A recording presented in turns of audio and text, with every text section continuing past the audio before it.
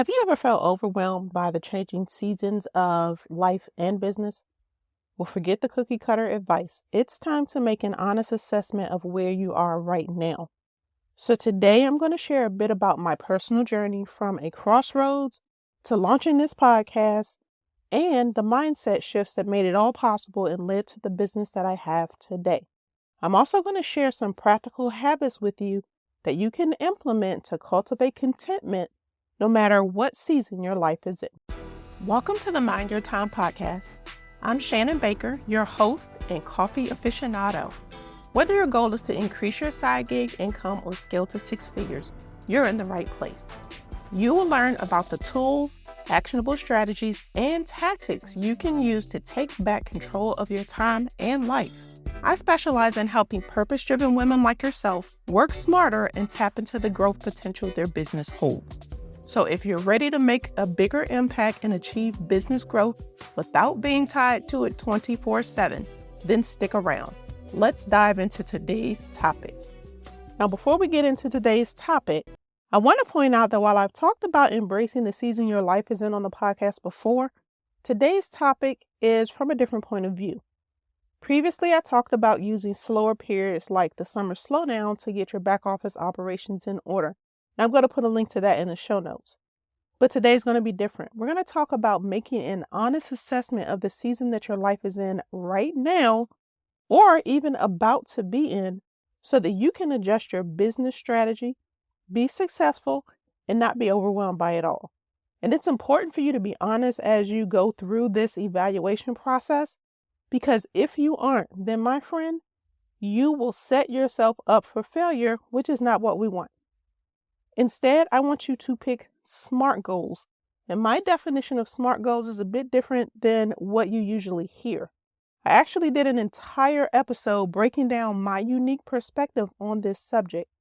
You can check that episode out later, because I want you to achieve your goals, which means you're achieving success on your own terms. And this isn't based on what people, and by people I mean social media, tell you need to be doing. This also is not a decision that you can make based on what everyone that you know seems to be doing and succeeding at. You've got to put on blinders and identify what you want, determine how you can achieve it, and then make a plan that you can execute to make it your reality. I'm speaking from experience here because one of the areas where I had to put on blinders was when I launched this podcast. My perception was that those who I deemed as successful businesswomen were thriving because of their podcast, and that was it. I knew, or at least I thought, that having my own podcast would be a game changer, which it is, but it's only a small piece of the puzzle. But I also knew that I had to wait for the right time. Why? Because at the time that I started thinking about launching a podcast, I didn't have the clarity that I needed in my business. I knew I didn't want to be a virtual assistant anymore, and I had just completed the training to become an online business manager, but I wasn't really feeling that either. So I was at a crossroads in my business. I was trying to decide if I should just close it down and go back to working for someone else, or if I needed to make a pivot. So to figure it out, I decided to take some time off and actually think about what did I really want. In the meantime, I ended all of the contracts that I had and I went back to work part-time so that it would reduce the financial pressure that our family would experience with loss of income. And I'm going to be honest, it took a lot of self-investment and mindset work for me to get comfortable with making the pivot from being a virtual assistant to being a business strategist who specializes in operations. Not to mention, it took a lot of faith to admit to myself that I needed to make the change. So I embraced a new path forward, and the thought resurfaced about launching a podcast, especially to establish myself in this new space. And at that time, which is 2019, I actually won a course that helped me start this podcast. And I was praying about this. It was really stayed front of mind. But winning that course really confirmed to me that I was moving in the right direction. So I stayed the course and I started making some changes to reignite my passion for my business. In the meantime, here are a few other things I did. I continued listening to podcasts to help me develop personally and professionally. I removed myself from any Facebook communities that no longer aligned with my values and my goals, and I started building my own community.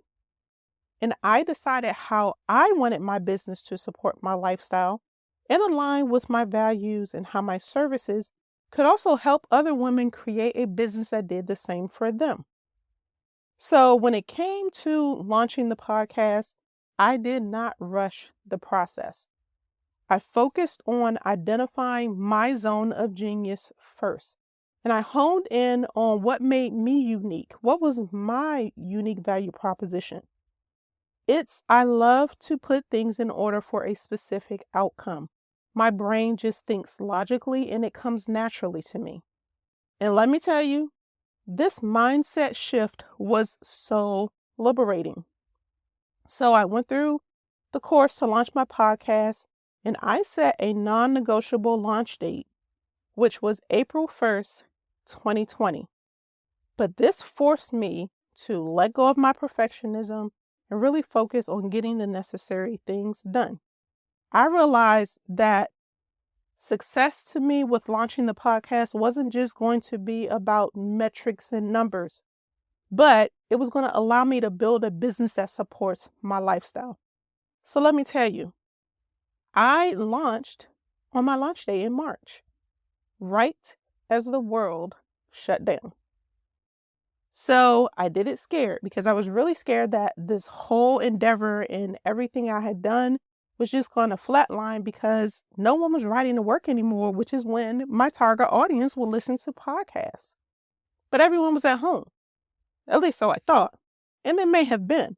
But as I looked at my numbers over the months, I realized that my downloads remained consistent.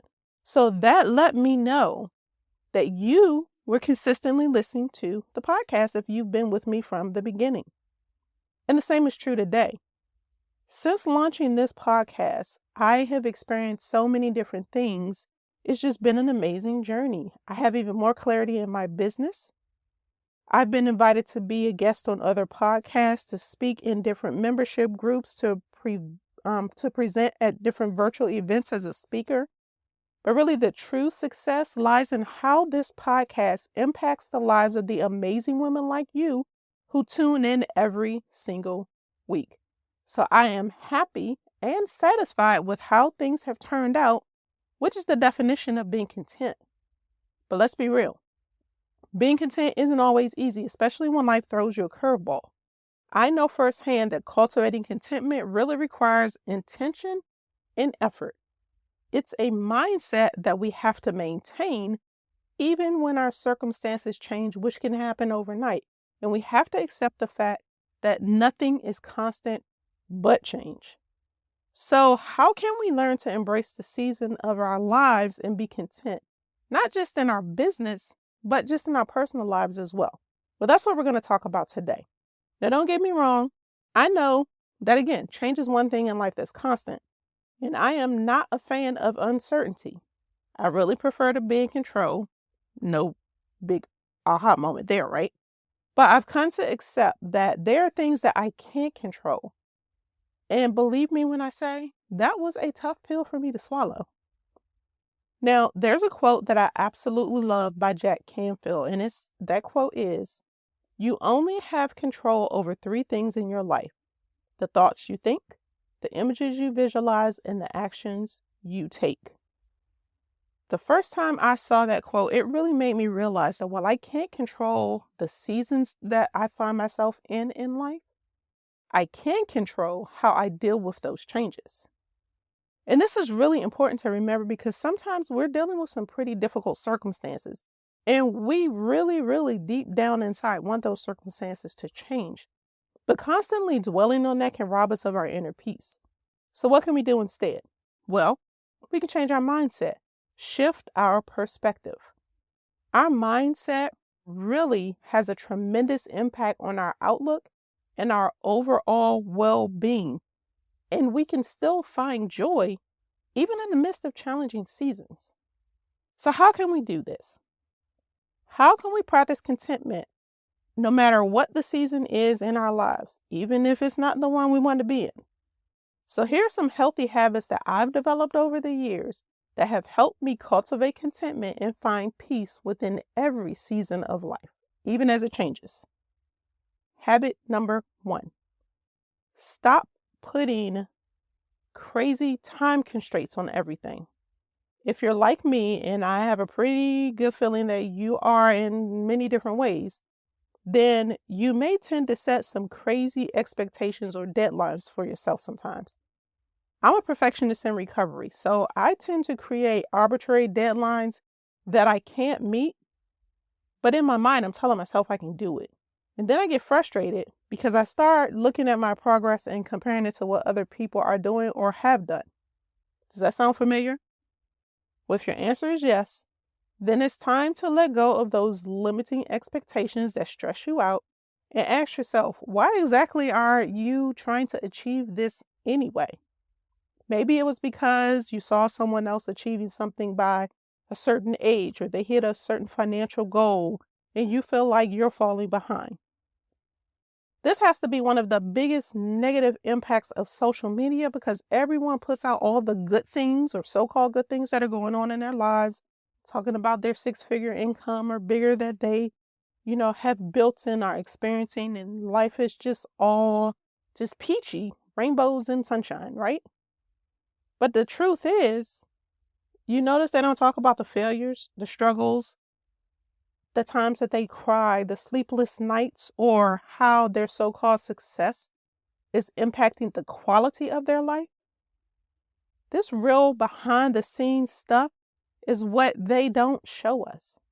That's why we have to stop comparing our journey to anyone else's, because if we keep doing that, we're never going to feel good enough, no matter how much progress we make. So my friend, remember, being a successful entrepreneur is not a sprint, it's a marathon. Don't compare your chapter 1 to someone else's chapter 8. Embrace your unique journey and continue to learn and grow along the way, and make time to enjoy the journey as you take it. Habit number 2, focus on what you can control. I'm going to say that again. Focus on what you can control. Embracing the season that we're in can be tough, especially when it feels like everything is outside of our control. And I'm really like an all or nothing type of person, which can be a catch-22. But here's a powerful truth that I've learned. I found that taking control of what we can change and just dealing with the rest really empowers me to navigate through whatever the season is. So instead of focusing on the negative, identify the aspects of your life that you can actively decide on. Here's an example. Maybe you want to create some new habits or just simply try something new. When you actively choose who you are or who you want to be and what you want to do, and you take steps towards that, you shift from feeling helpless to feeling empowered. And if you need some ideas to help you start practicing more self-care, then go back and listen to the episode that I did on that topic. A link to it's going to be in the show notes. But here's another example for you. If you're a busy mom with kids in school, you deal with fluctuating schedules that are driven by your kids' activities. You can't change the drop-off and the pickup times.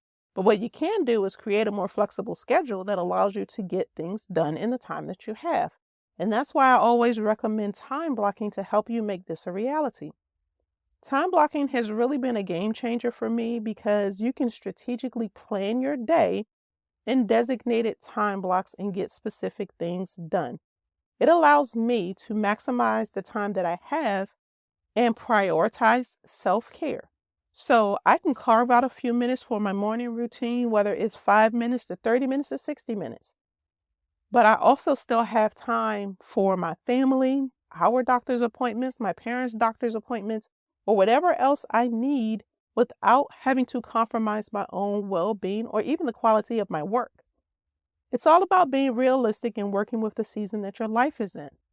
Now, if you want some help with this, I have a free audio masterclass that walks you through the process of goal setting, creating your schedule using time blocking, and more. And that way you can focus on growing your business without being overwhelmed. You can feel free to check that out at theshannonbaker.com/audio masterclass, or click the link in the show notes. Now, our third and last habit for today is develop simple gratitude habits. Gratitude is a powerful tool that unlocks the fullness of life because it helps us recognize that what we have is really enough. That's being content. And it's scientifically proven that being grateful helps create positive emotions like joy, love, and guess what? Contentment.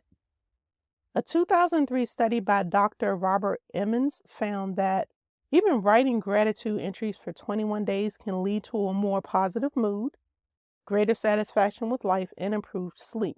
And practicing gratitude actually reduces anxiety, it encourages optimism, and it helps you find contentment when you're experiencing difficulties.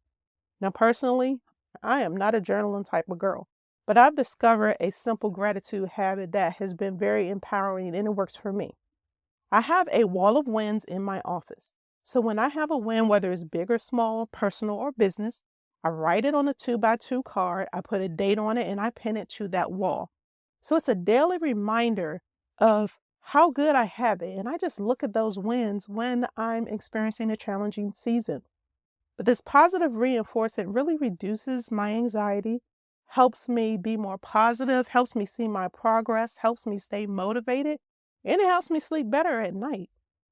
I can look at that wall and see that I've made small steps to reach my goals, and that motivates me to stick to my plan and continue working towards the goals that I've set.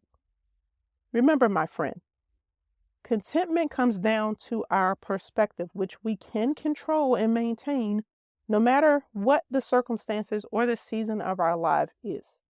By embracing the changes and cultivating healthy habits like letting go of time constraints, focusing on what you can control, and practicing gratitude, you'll find yourself living a life of contentment full of peace, happiness, and satisfaction. Who doesn't want that?